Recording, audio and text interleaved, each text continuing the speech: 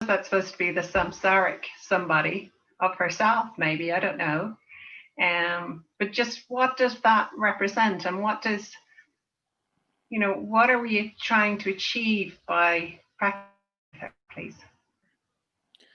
This is a very basic question about really about what tantric practice means.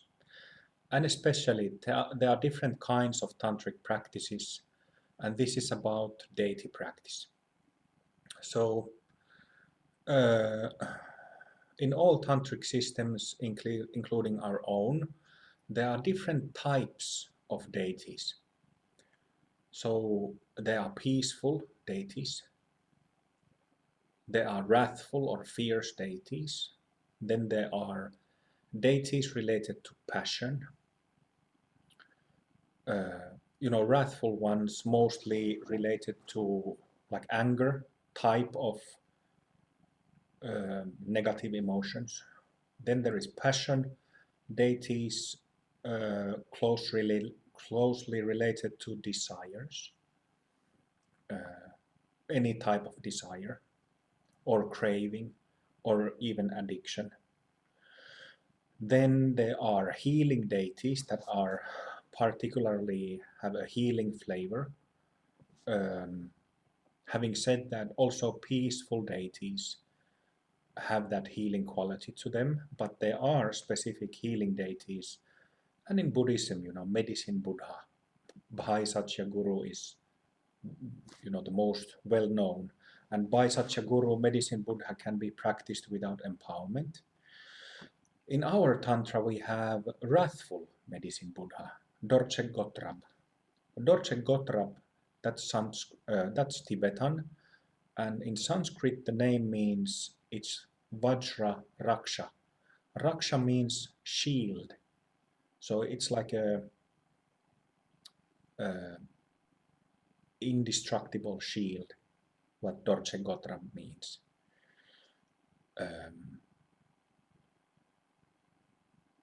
Did I say all types? Peaceful, wrathful, passionate, and healing. Roughly those four types. Then you might have combinations of these four classes of deities. There are countless deities, basically, known and practiced in Buddhism, in other types of tantric teachings, and also new deities can be created by Mahasiddhas. Only Mahasiddhas have the ability to create new deities or to create a new lineage based on the known ones. Only Mahasiddhas can do that. It requires that kind of purity and ability that comes through that purity to be able to do that. So there is definitely, in regards to Dorje Pagmo or Vajravarahi, Vajra So. Do you say so or sao? Vajra sao, Vajra so. Wow. Sao, okay. Vajra sao. So I feel that it has to do with, that anger type, irritation, anger type energy. At least it hits that frequency of samsaric habits in my own body mind. So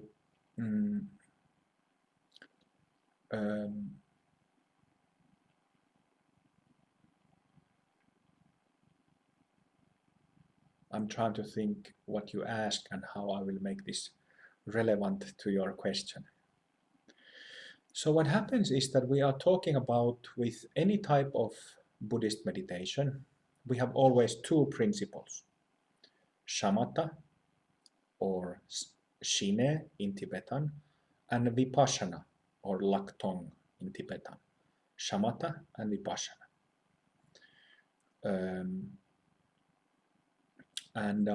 Then we have different kinds of Buddhist methods.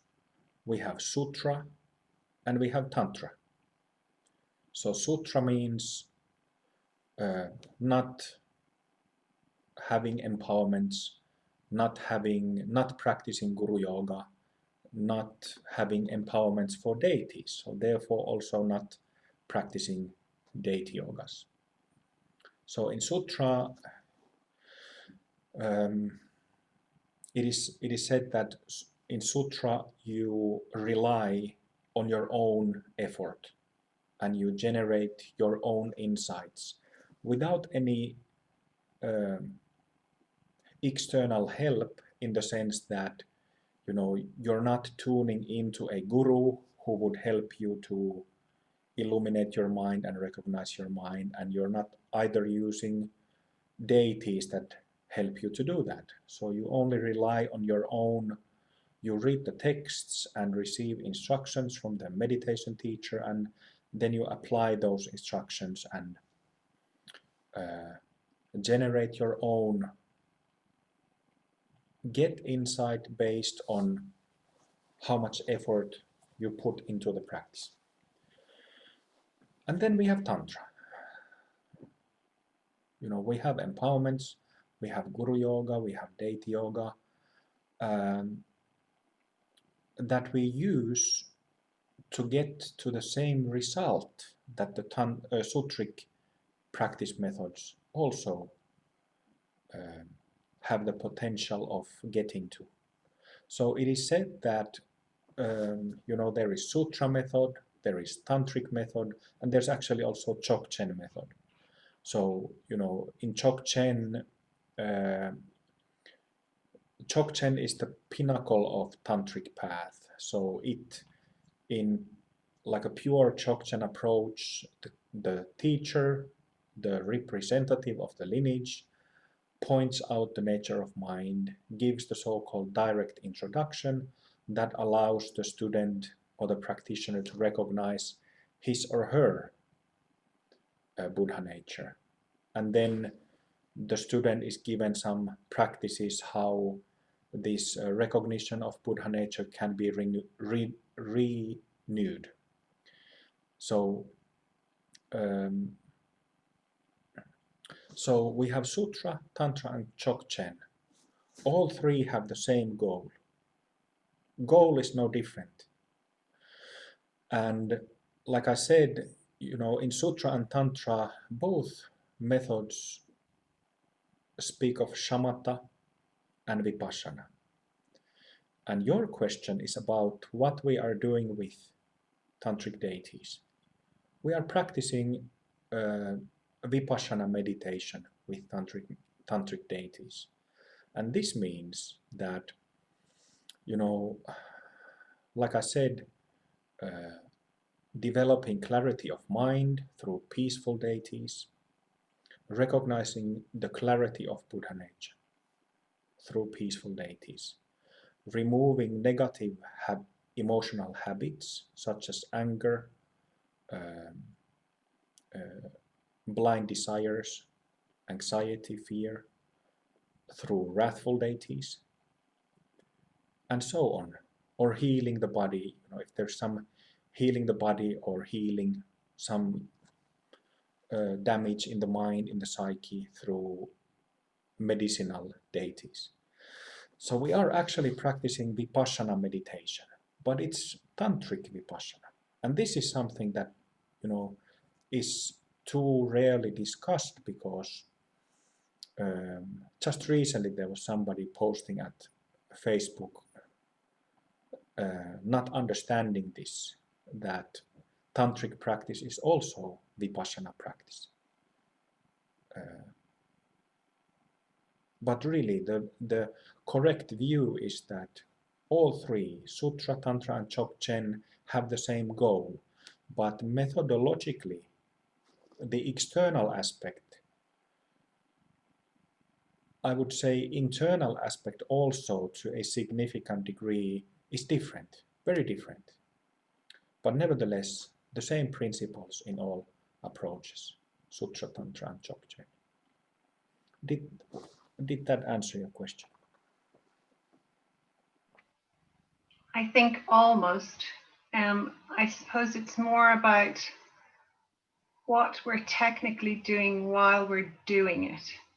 So you said at one stage that we should feel that we are Dorje Pagma. I'm sorry, Pagmo. Pagmo. You said that we should feel that we are. Now, I can understand if we're doing White Tara, I can understand that we are becoming a very compassionate person. You know, if we become her, we're becoming very compassionate. But when we become Dorje, like when we're doing the wrathful ones, like I suppose it doesn't make sense to become anger. She seems to be fierce, powerful, angry, or maybe she's not. Maybe I'm just getting her wrong. Like I suppose it's just when we become her, what are we doing? Like, are we becoming allowing the anger and the fear to be there and it be okay, or are we becoming so powerful that it doesn't, you know, that the anger and the fear aren't actually significant in our, you know, in our view of the world or in our view, if you know what I mean. I just, it's that part of it that I don't really get. So all wrathful deities hit the gross negative emotions. And when we practice Dorje Pagmo or any other wrathful deities, we have many of those in Pemako Tantra. It's not that we cultivate becoming more angry. That wouldn't make sense. So uh, um, let's think about it this way. Think about in your mind, remember how it feels to be angry. Get a sense of being angry. It's not difficult to get a sense of that. And then imagine that there was no sense of me or I in that anger.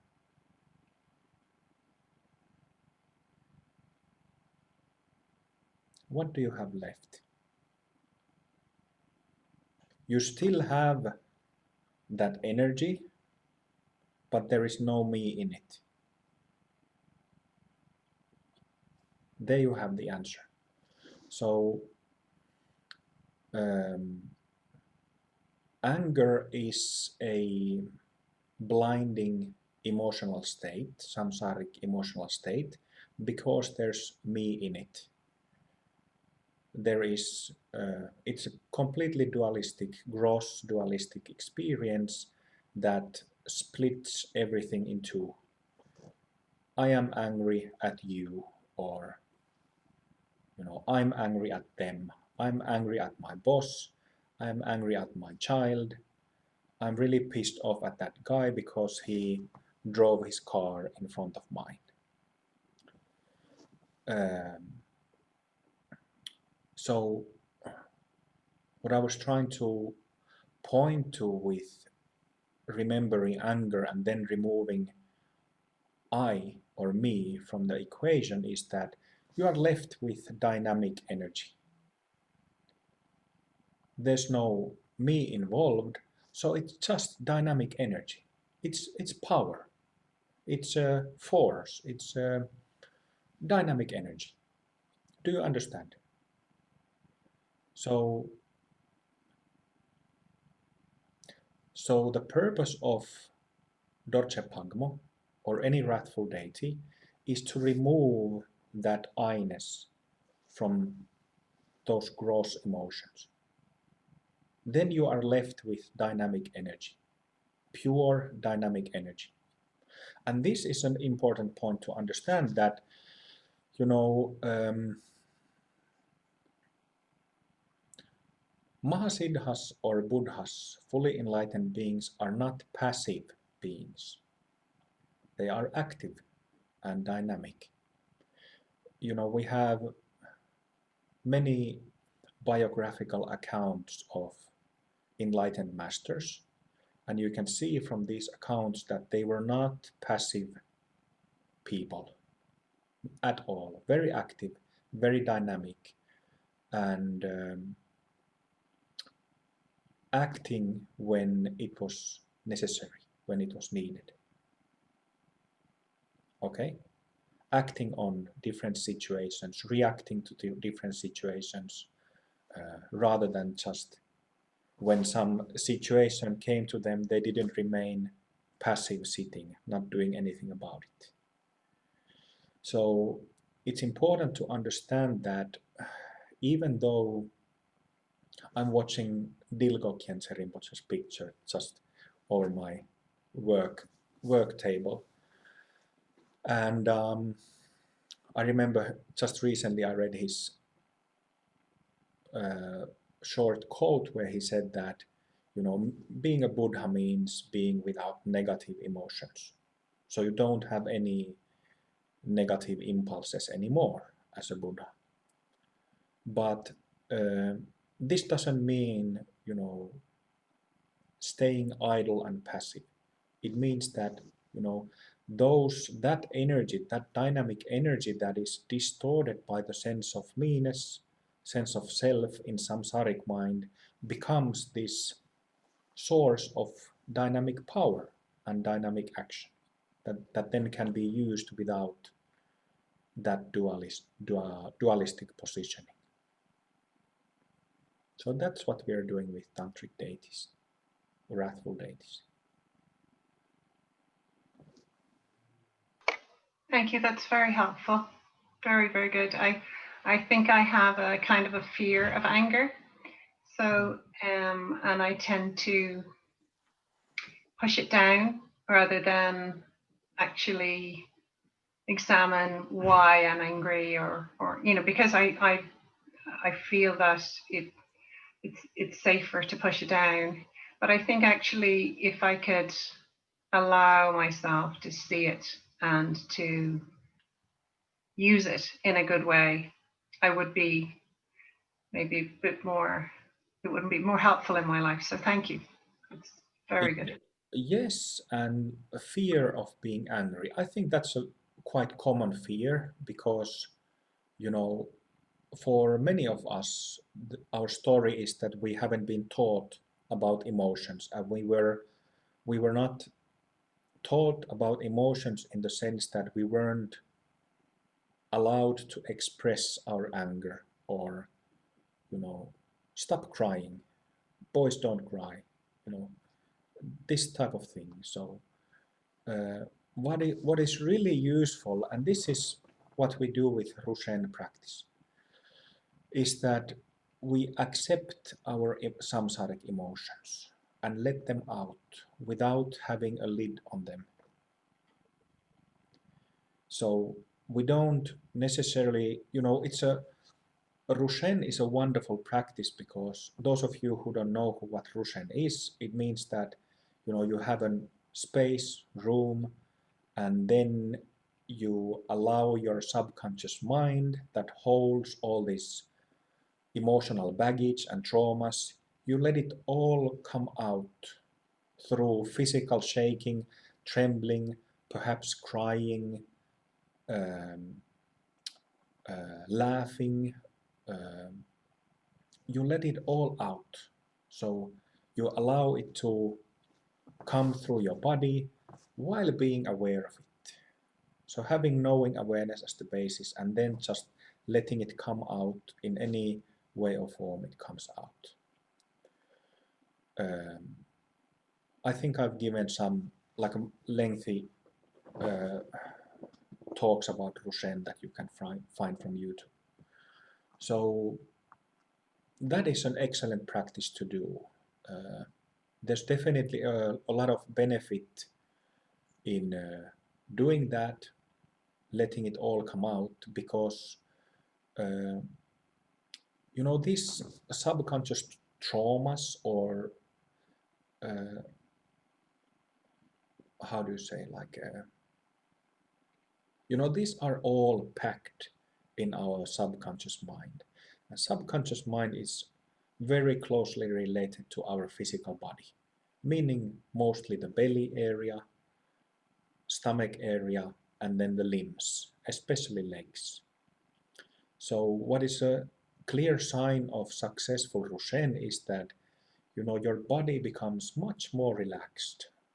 And you might have somebody who's really stressed, their stomach is continuously contracted, stomach muscles. So all of a sudden you notice after Rushen that, oh, I can breathe. It goes much deeper now because the tension in the belly has decreased or is no longer there.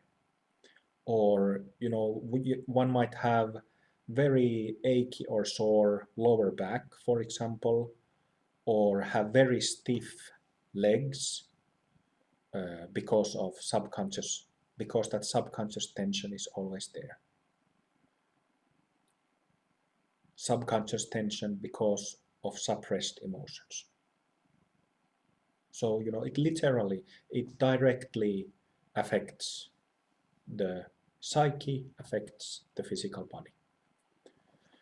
Then if we talk about fixing the problem of emotions with the help of yoga, for example, or Tai Chi or Qigong can be helpful. Can be very helpful also in this sense. Becoming aware of the body can be helpful. But then, we can be practicing alone in that room all day long. So instead of being scared of being angry, we need to learn to allow our emotions. Emotions, we are human beings, so we have emotions. That's a simple fact. All kinds of emotions, different different emotional states, different colors. And it is also immensely relieving to accept that. Accept that we might be anxious, we might be very angry, or even blinded by rage, furious, whatever it is. Or that we might be lustful. That's a big one, because we live in a post-Christian culture where sexuality and sex is a no-no. And even our sexual organs that we have all our lives is a no-no. It comes in the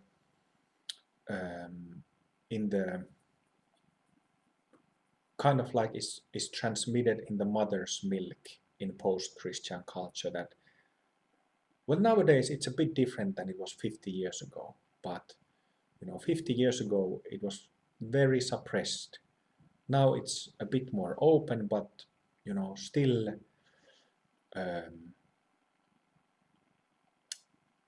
still it's transmitted in our culture. And also, when we have something very basic that involves all of us almost every day, if not every day, is sexual desire. So that's also an emotional state, something that takes place in our psyche.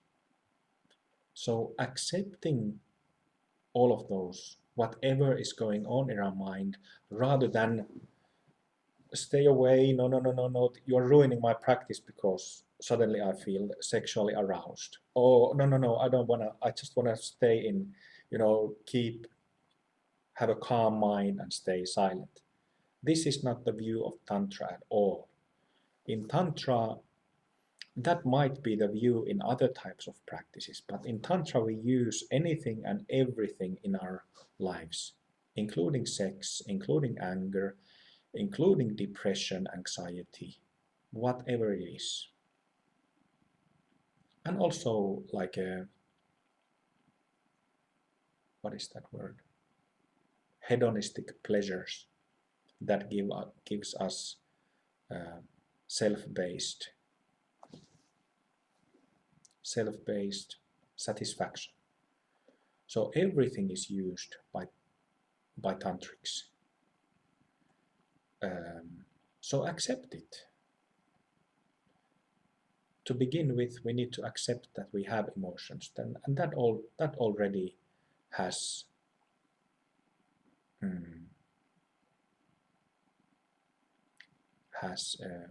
changes, makes something shift in our mind. That actually ties in with that first question from Oscar as well, because if you look at the list of deities from first to second and third empowerment, what is added is, without maybe one exception, are wrathful deities.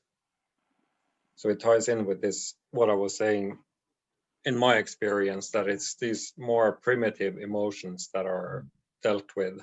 And also, to exemplify this Dogje Pagmo practice that we just did, what happened in my case, because I've been having really primitive anger and, well, actually disgust anger with, because I've been dealing with a lot of bureaucracy, and then there's the Corona situation, and then there is, well, all kinds of things that have appeared to me as, well, not all of it, but like very, very slow, very unnecessary stuff. And I'm not just talking about like Corona thing here, just this general bureaucracy and general what I perceive as stupidity, like, which, so it has become for the past few, like I'd say month, maybe even more, it has been like this really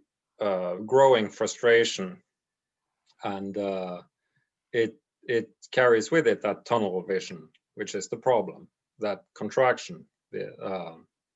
So this practice just allowed that to be fully experienced without that contraction, as Rinpoche was saying.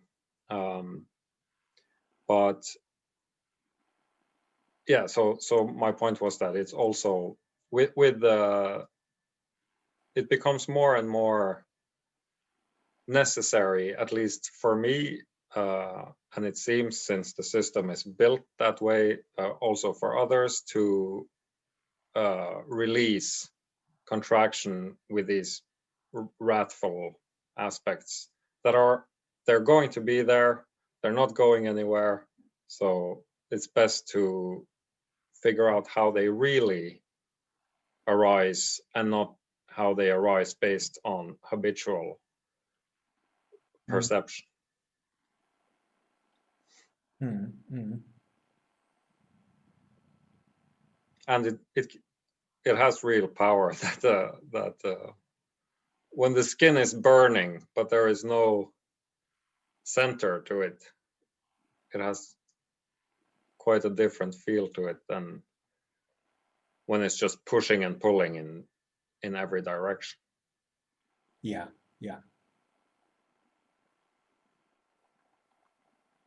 Yeah, that's really, really well said, that last bit.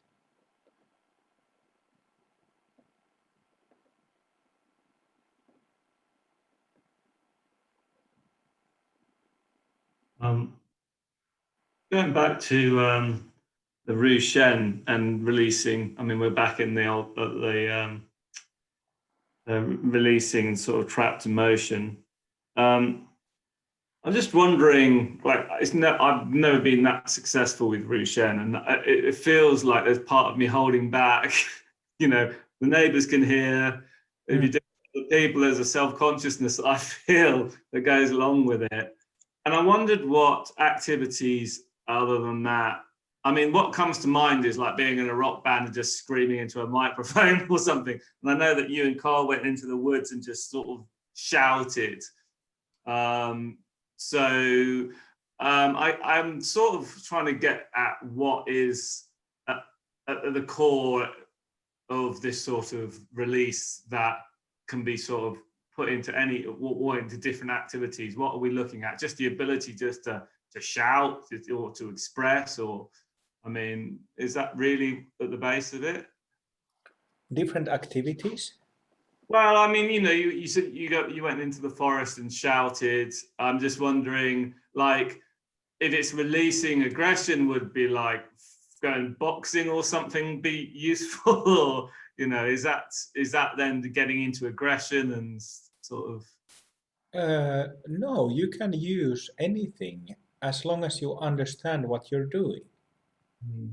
It can be running, it can be lifting weights, it can be boxing, it can be. It's not a genre of rock, James. It's more like hardcore punk we are talking about. So it can be that, sure. And I think that listeners of that kind of music would appreciate hearing that on a gig, actually. If it's authentic anger, maybe somebody would enjoy that.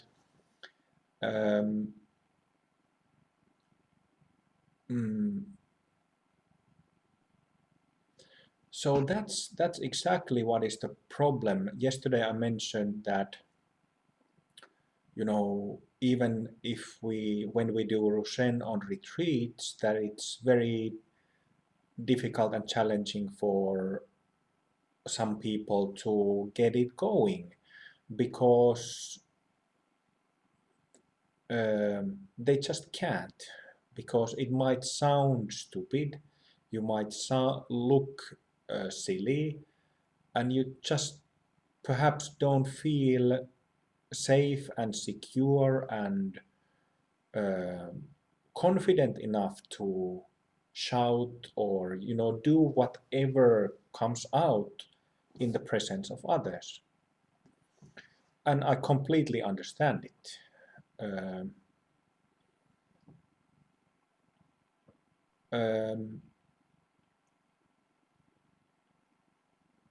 Yeah, that's something we really have to learn to release, that control that keeps us from doing things.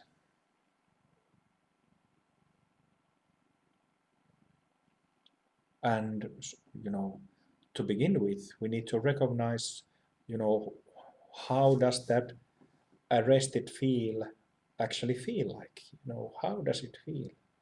Becoming aware of it again and again and again when it comes up, and then that's also a way to deal with it.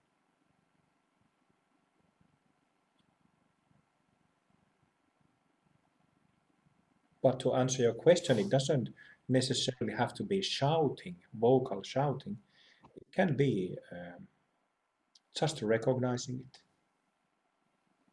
on the level of the mind. If we are talking about Rushen, can be, without any vocalization, just letting the body tremble and shake it off.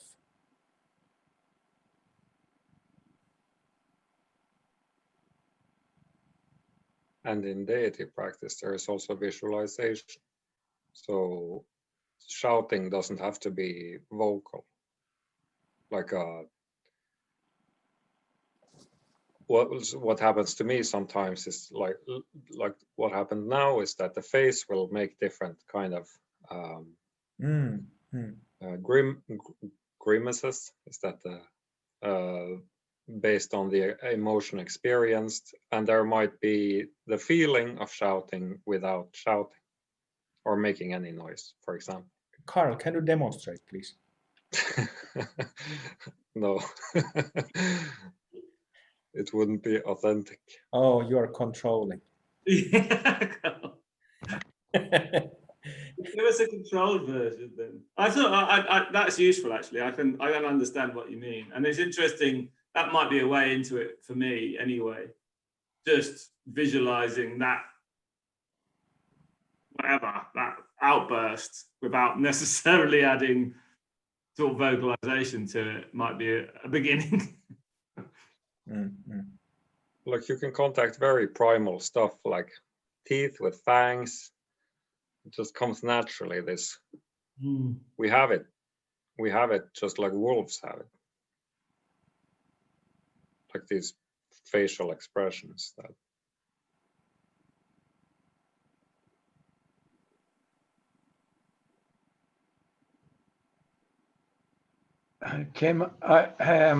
excuse me.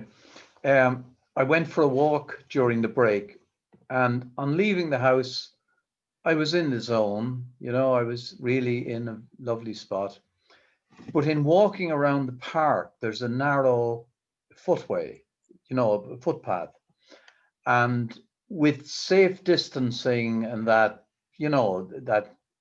I expect that people would respect one another's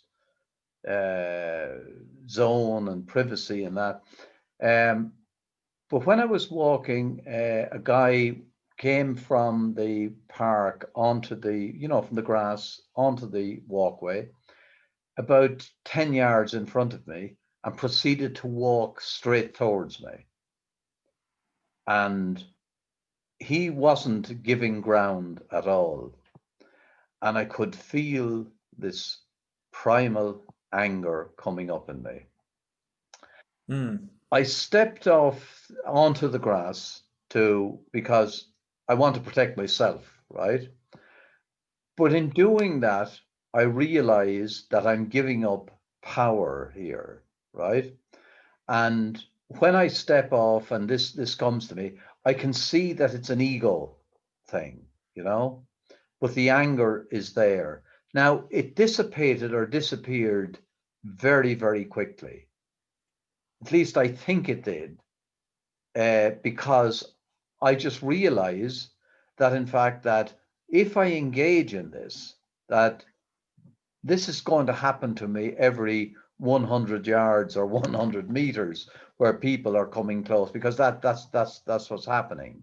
So I can get rid of it very, very, very, very quickly, or it disappears very, very quickly. I'm not carrying it. And I hope it's not actually building up inside me. But I see what you were speaking to Liz in answering Liz's question, about seeing the I in it. But if I was on the cushion or in practice, sitting, I tend to go back to the, what was on the two-part formula, like where is it actually in the body? Identify it, bringing the light of awareness into it, and it going. And my question really, from a long lead in, is that in answering Liz's question, you said, the I, when you take the I out of it, what is left? And that energy is left.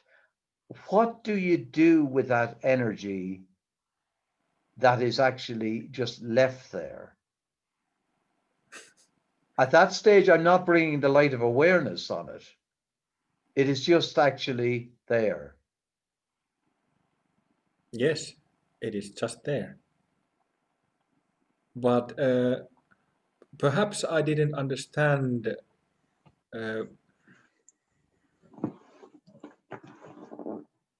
what is really the issue. The issue is, when today is how I have been dealing with this on the cushion, or when I'm practicing, is if the anger comes to me or I bring it up, I'm bringing the light of awareness to it. To dance through it and to, that's how I have actually been, say, dealing with anger. Yes. Now, in answering the question for Liz, you're saying, yes, you identify the I in it, and then, but then, is that anger just left there, or what is actually? It seems to me distinct and different from bringing the light of awareness to it and allowing it dance through or dance with, or welcome the anger and recognizing it as an emotion, because that's how I deal with it at the present time. I'm still not sure if I understand, but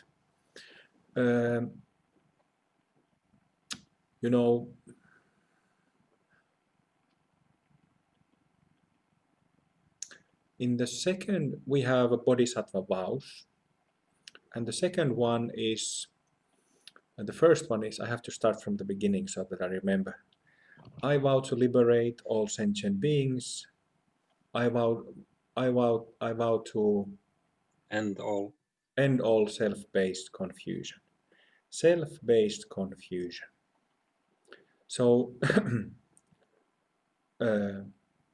even though we have our impulses, we have subject self related to first bhumi, and then we have object selves, emotional states related to the rest of the bhumis.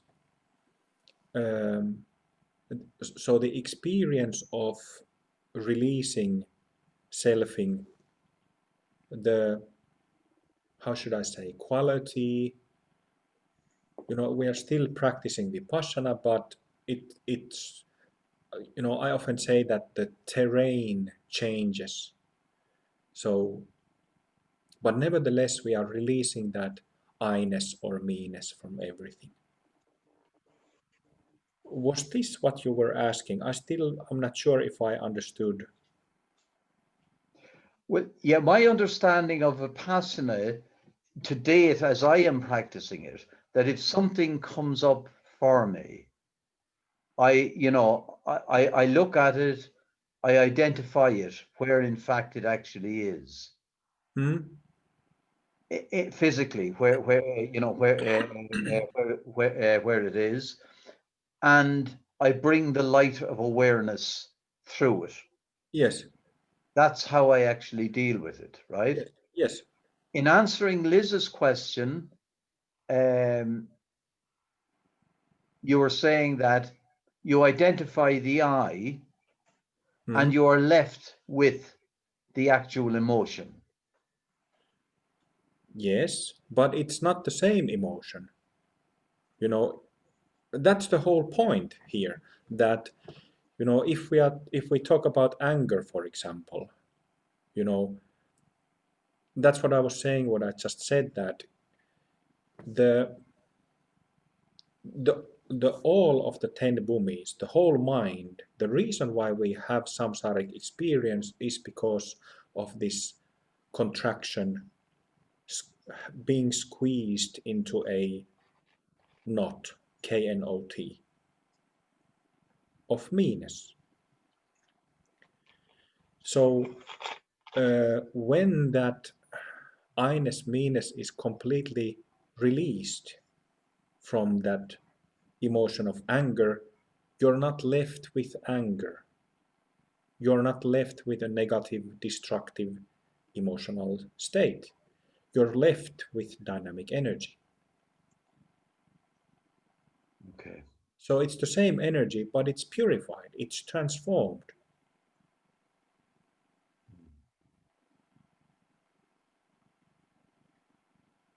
Liz, go ahead. So I think we have here the crux of my problem. I would kind of go instinctively with what Joe is saying to like get in there and dissolve it. But I actually think what's wrong with me is that I need to do what you're saying and change that, use the anger to create energy so I won't feel powerless. I think what I've been doing is shoving the anger down inside me and causing me to feel powerless. Because to me, anger is awful and it should be gotten rid of as quickly as possible. And so the idea of using Joe's method of like bringing the light to it, dissolving it, getting rid of it, that appeals to me. But actually, I'm starting to think that what you're saying of harnessing that energy and using it properly, I mean, many times I get angry and there's very good reason for me being angry, but because it's anger, I'm like, push it down, push it down, push it down. But I actually really should be using the energy from that anger in a constructive way, to try and change stuff. So I think maybe while what Joe's saying appeals to me and I really want to do it, I think maybe I need to use, to try and just get what you're saying is to get the I out of it so that I can actually use it properly, use the energy from it. That's what I think. Yes, but I think what Joe was saying that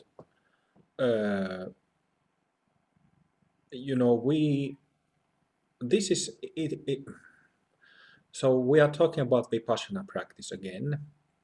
So what Joe was saying, in my understanding, has nothing to do with pushing away or suppressing.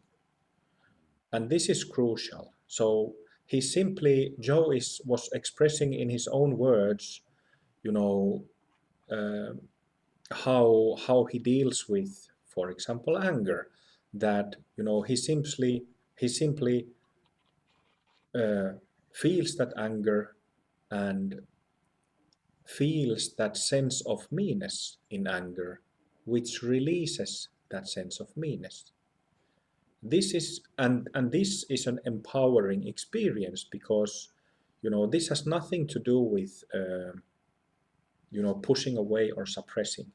It is an empowering feeling that gives you that power. So you know correct understanding of what we're doing with Buddhist practice is, like Buddhists say, that we need to understand the view. We need to understand what we're doing. So, but I've been talking about the same practice, same Vipassana for all this time. I think Thank you. that I think I get it now. I think that also it's exactly that Vipassana that leads to not harnessing the energy as such, because it's not something you do, but it's just it naturally comes out like that. Once you remove that that's core contraction, then the expression will be pure. So it's not something that you can do, because then you probably will fail if you try to do it. But in the process leads to that. And what happens with it actually happens, Liz, where you used the phrase fear of anger before. So whether we identify with being angry, as in I am angry, or if we identify with I'm scared of anger, whether it's angriness or fear, both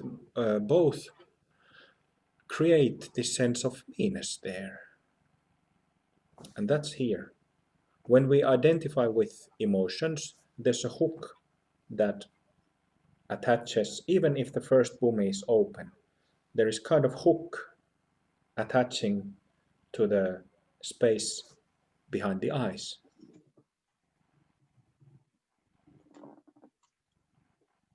That's a very, very, very useful reminder for practice.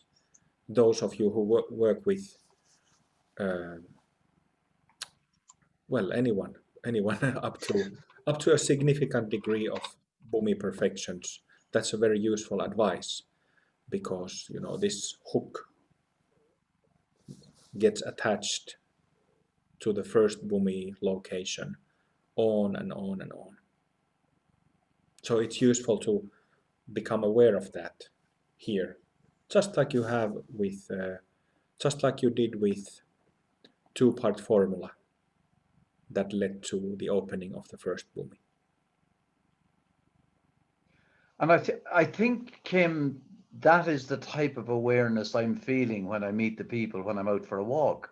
Like that chap who was on it, like it didn't build up in me. Immediately I could see what in fact was happening, that it was the I, it was the ego that was actually grabbing onto this. Mm-hmm.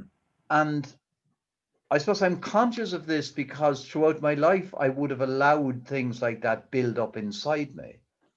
But I'm not conscious of that building up. I'm conscious of it dissolving really as I'm going along. I didn't bring it back here to the house with me, you know what I mean? Which represents a major change for me, you know? Mm, mm, mm.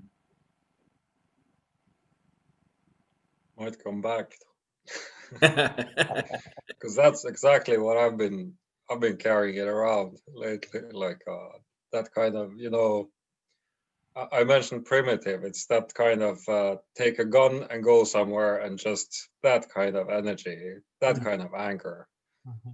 So Mm. it's really dark stuff. Yeah. It's always when, well, Joe wasn't congratulating him for not being angry anymore, but it's always we can be 100% sure that if we congratulate ourselves, good, Kim, you had a new boomy opening. Ah, now I'm done with it.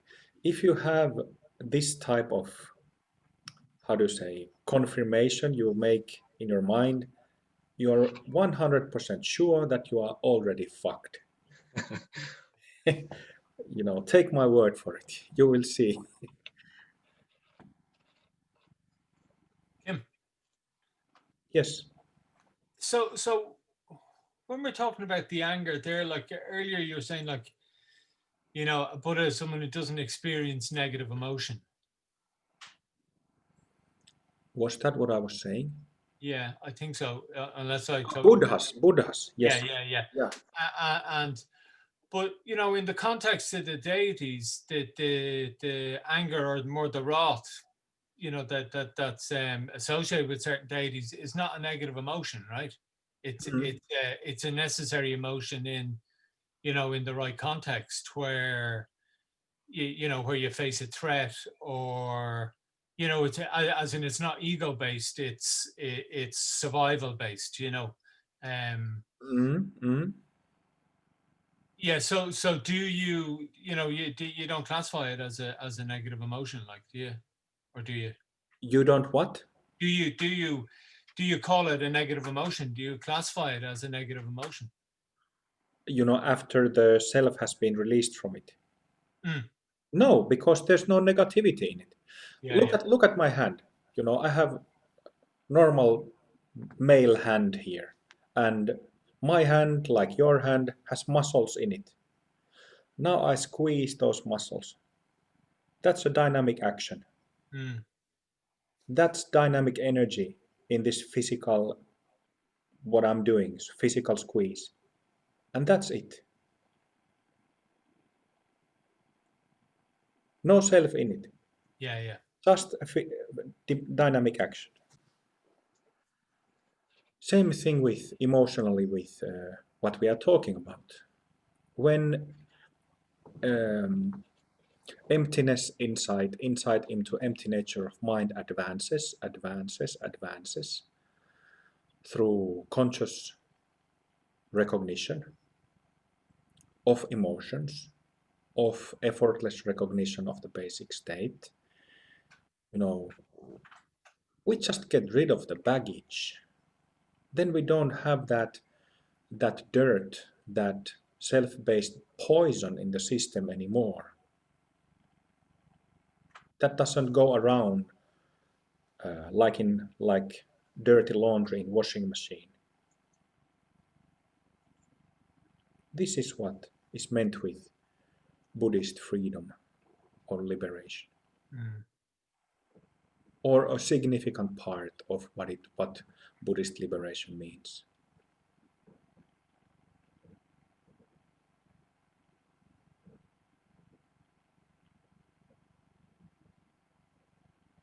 So yes, Dilgo Khyentse Rinpoche, there was actually just yesterday,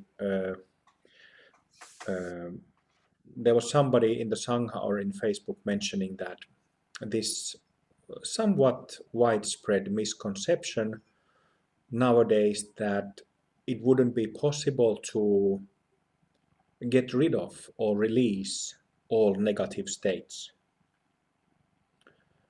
You know, it's a kind of a kind of a well, this kind of misconception that has come up during the last couple of decades. But because we have internet, it spreads fast. Somebody writes on Buddhist internet forum that yes, I have had this degree of advanced enlightenment, not Buddhahood, of course, but advanced level of insight, and I don't think it's possible to attain complete purity in the sense that, be completely, that it is said that it's not possible to end the samsaric cycling that happens in the mind. But this is a completely false thing. We have generations and generations of really serious masters, Mahasiddhas, who have said the exact opposite. And it is simply,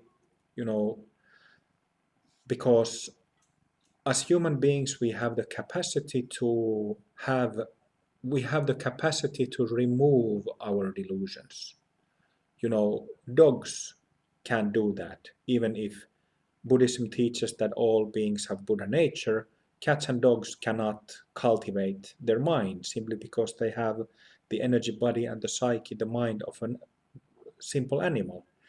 But as human beings we can, and because we have Buddha nature, and because we can have a glimpse and a recognition of it, this very point means that it can be established completely, entirely, 100%. So imagine living. We all have had some bumi opening experiences. Maybe it has lasted, this immense clarity and freshness in your practice for minutes, or maybe a couple of hours, maybe even days.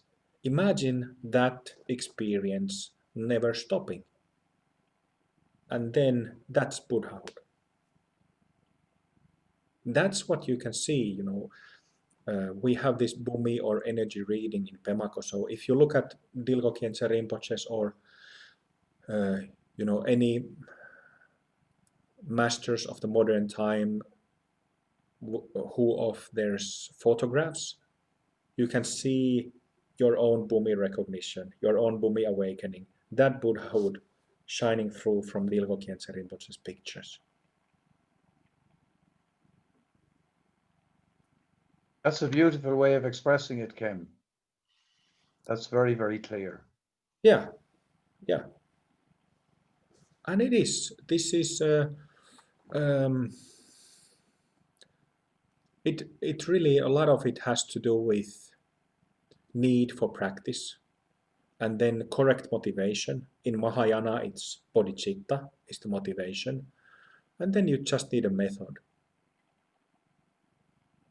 And that's it. But methods vary, and results of methods vary. So that's why people come up with different conclusions, and these conclusions, like I said, now that we have internet, when somebody who has written a couple of books or has some name writes something in the internet, it already affects perhaps hundreds, if not thousands of people in a day. So, in that sense, we have to be careful what we absorb.